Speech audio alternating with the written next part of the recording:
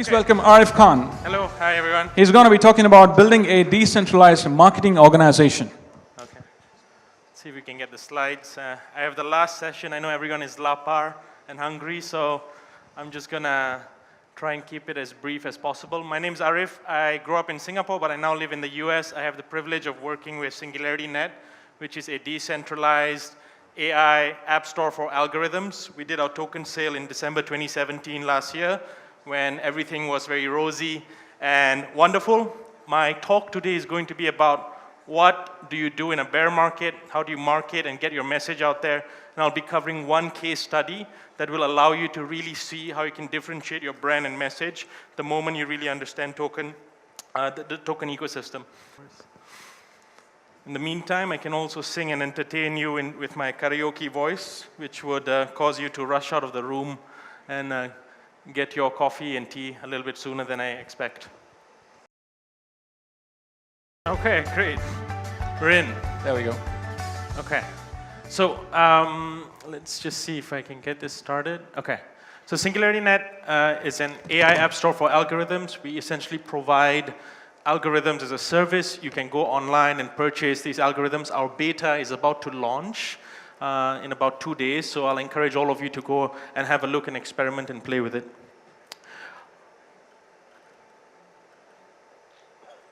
We are well known for this robot, and trust me, she looks a lot better in person as well.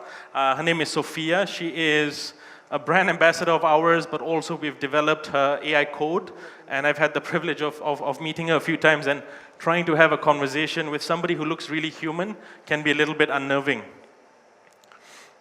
Now, this was the moment of our token sale when everybody was really enthusiastic, when there was so much exuberance in the market. This was when we distributed $36 million US worth of AGI tokens to a broad, decentralized global community. Now, a little bit about my background. As a chief marketing officer, this was the framework I came in with because I came from an enterprise consulting, enterprise background, which was a very strict hierarchical organization. So I led market expansion for LinkedIn in Southeast Asia. Later on, I worked for Grab for their product marketing team. So I was very, very familiar with this sort of structure. Unfortunately, this sort of structure does not work when you're operating a decentralized 95% remote workforce, okay? And I'll tell you why, and I'll go through one case study so that you can really take this away from a takeaway perspective. Decentralized models require decentralized management structures. So this is my team, and we have a very lean team. So the first person is Daria. She is based in Eastern Europe. That's Momen on the right in Egypt, Ahmad in Pakistan, Sandro in Portugal, Tim in London, Andreas in London, Shiva in Singapore, and Ibi in Amsterdam.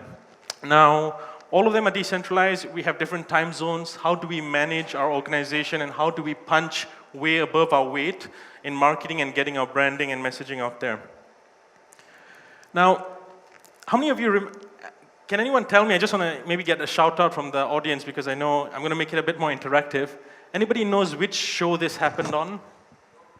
Joe Rogan, yeah. So Joe Rogan is one of the most popular podcasts in the world, and this is Encik Elon Musk. And Encik Elon decides to go on Joe Rogan's show, and as a CEO of a publicly traded American corporation, he decides to smoke marijuana. And this of course caused him a lot of problems later on with the SEC, and he had some contracts with a couple of key government agencies that were reviewed, and he still has some problems. But what was interesting about this video was on the Joe Rogan show, Elon has a certain way of looking at AI, right? He thinks AI it's a technology that it can be very destructive, can be very dangerous. At SingularityNET, our primary vision and mission is around creating benevolent AI, and AI that can actually impact people positively. So this video itself got about 19 million views, and as we started looking at the Joe Rogan show as a channel on a platform, we realized that a large number of crypto people and the crypto community, and even people who came onto the Joe Rogan show after, were really watching him and learning from him and spending a lot of time. So Joe Rogan in America, or at least now globally, is known as the Oprah Winfrey for men, right? So in any case, if you want to go and launch a product, so recently, Jack Dorsey has gone on the Joe Rogan Show, the CEO of Twitter. We've had a number of other tech companies go on there to share their message because this platform is growing. It's YouTube, it's a casual conversation. So if Elon Musk has gone on there and talked about AI being really demonic and difficult and a huge challenge and why we should be afraid of it, can SingularityNET be part of that conversation? And if so, how can we be part of that conversation at all? So I set an ambitious goal, which was, can we get my friend and CEO, Ben, on the Joe Rogan Show? And can we get him in a way that brings our community into that process? I'm going to show you the successes and the failures of how we did that very, very quickly. So this is our reach that we've built over the past year and a half. One of the core assets that a lot of people don't understand about token ecosystems or even crypto communities is the decentralized nature of it, but also the highly interactive nature. So if you go into our Telegram groups, every single day, there is either an important question that is being asked about AI, there's some sort of education going on, and we are sort of facilitating that conversation so that people can have this emergent dialogue, right? And so I needed to use these assets that we were building and had built over the past year to achieve this core objective. And so this is a model that I came up with, which is, how do I leverage my internal team and how do I leverage our decentralized community of 32,000 members? How do we work together to create the right impact?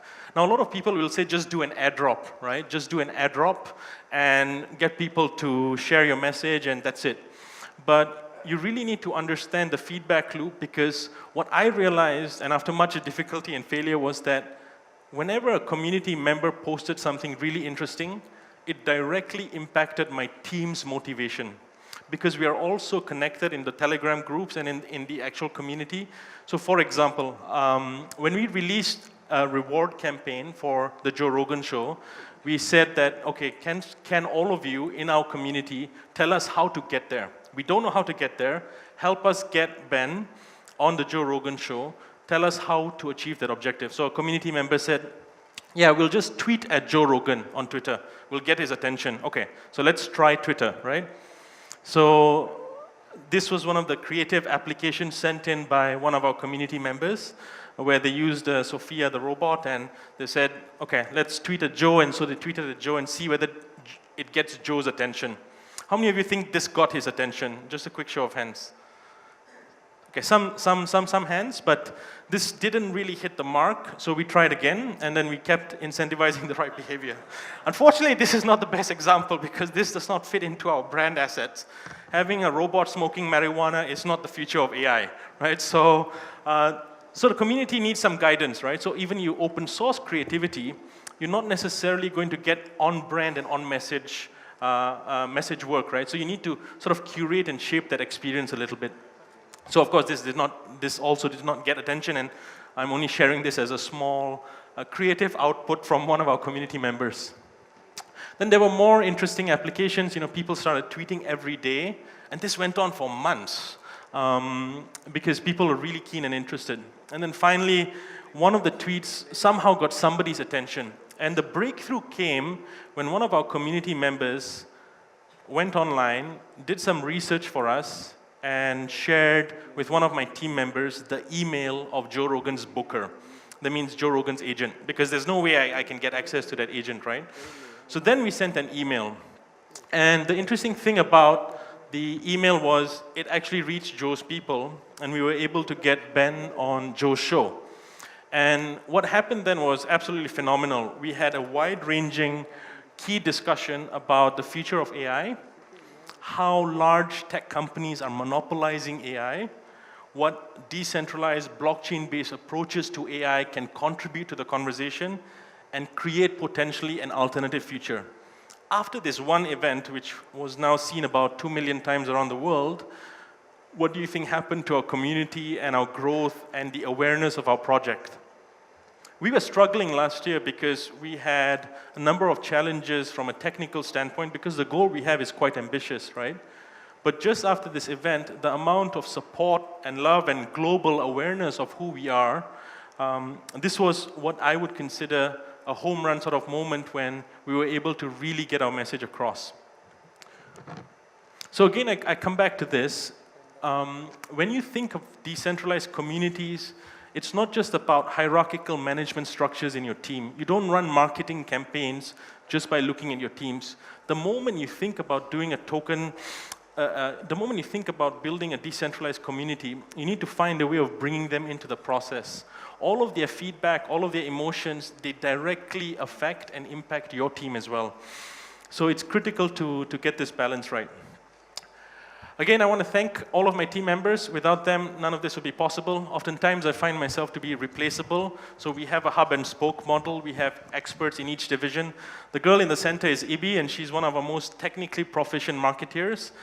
She knows how to code. She knows a number of different things. So she oftentimes takes the lead as well, while I try and make sure that we can get the evangelizing message out there.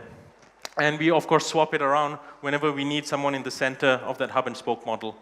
Okay, so I hope I've incentivized all of you to think about community management and internal management in a different way. This is a new business model that's emerging when you start thinking about how crypto and token economics and marketing is going to work. You really need to start thinking about creating a decentralized marketing organization. Thank you very much. Thank you very much, Arif.